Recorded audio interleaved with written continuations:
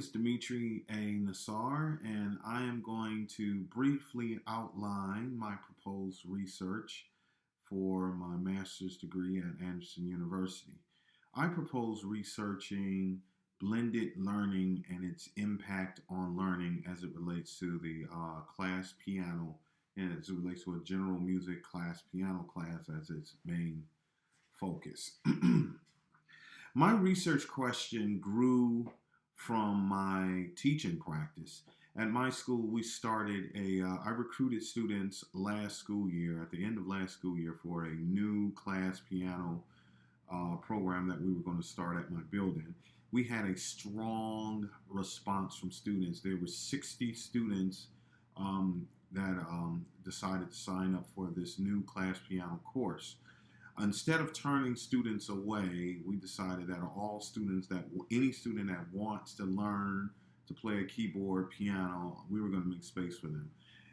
Because of the constraints of the schedule, we were only able to create 2 sections of class piano. So you have 60 students enrolled in a course, so that's 2 sections with 30 students each. And the students in these classes it's a wide range of abilities, from the very beginners who have never touched a keyboard before, to students who may have taken lessons before off and on, to students who are currently 4 or 5 year experience playing on the keyboard, all mixed into the same class. Group piano settings brought about 2 primary questions that drove my research, my need for research. The first question was how to keep students with varying levels of keyboard ability, how to keep them all appropriately challenged, so that the students who are a little more advanced and not at the beginning level, how do those students continue? How do I push and motivate those students to continue their progress without overwhelming the students that have no prior keyboard or piano experience? And the other question, the most important question that I had, when you have a class with 30 students in there, like many of my colleagues who teach class piano at a middle school level, what do you do? How do you assess individually on those days when you're assessing the songs? When you have a class of 30 students, what are the other 29 students supposed to do to stay occupied while you're assessing, listening, trying to give productive feedback and attention to that one student? My solution to this dilemma was to create a blended classroom model focused around Google Classroom and some Google Classroom tools such as Gubrick and Doctopus. I use those to assess the students. The students will submit their recording. They submit recordings of themselves playing online instead of me stopping class to have assessment days. When the student is ready to be assessed using the Google Classroom tools, the students are able to submit a recording of themselves playing.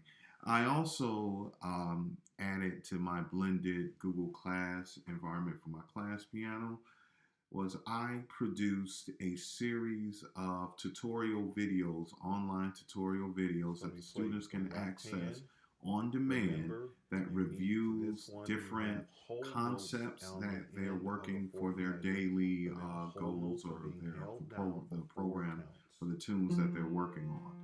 So if a student is having an issue with a song, instead of waiting for me to come around to them, they have the power to use student-directed videos. They would teacher-produced videos, but the students are able to access them on demand at home or in class.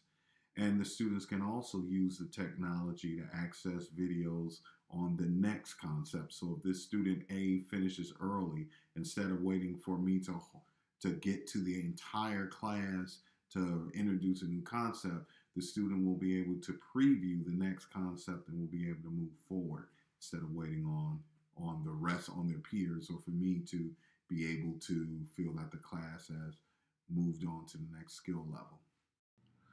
I have outlined a problem which I plan to investigate using research. I propose teaching my students one song, and that one song students will learn that song using all the online tutorials they have available to them, using their prior knowledge and everything that they've learned so far into a piano class. Solely only those methods. There will be no teacher interference. There will be no teacher aid. I want to test how well these students can learn using this online method without teacher facilitation.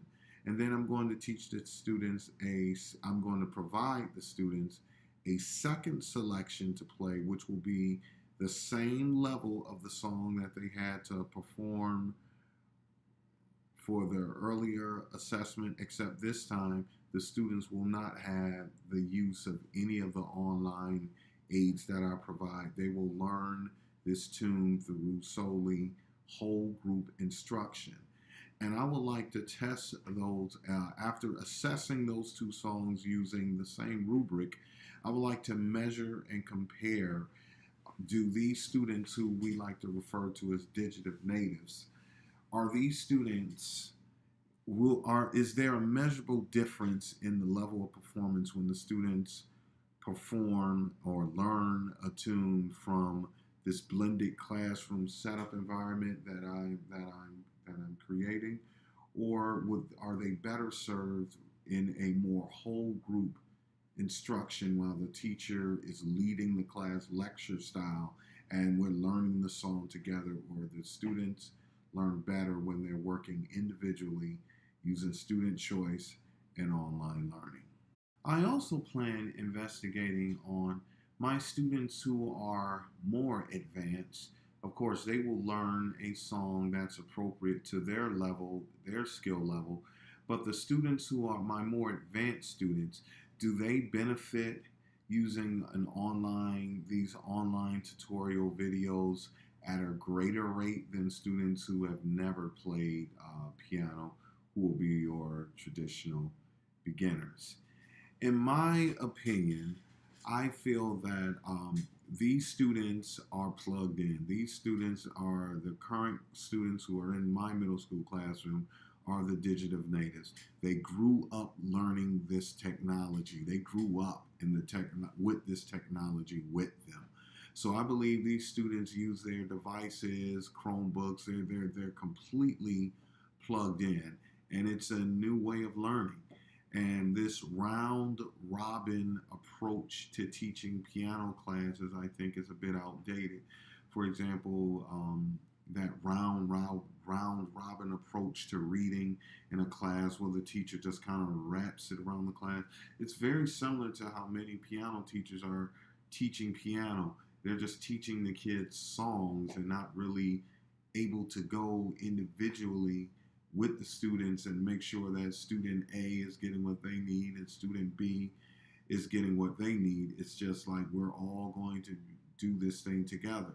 Using technology, I believe that tool will benefit this. I believe that the use of technology will either benefit the students or there will be no difference in development.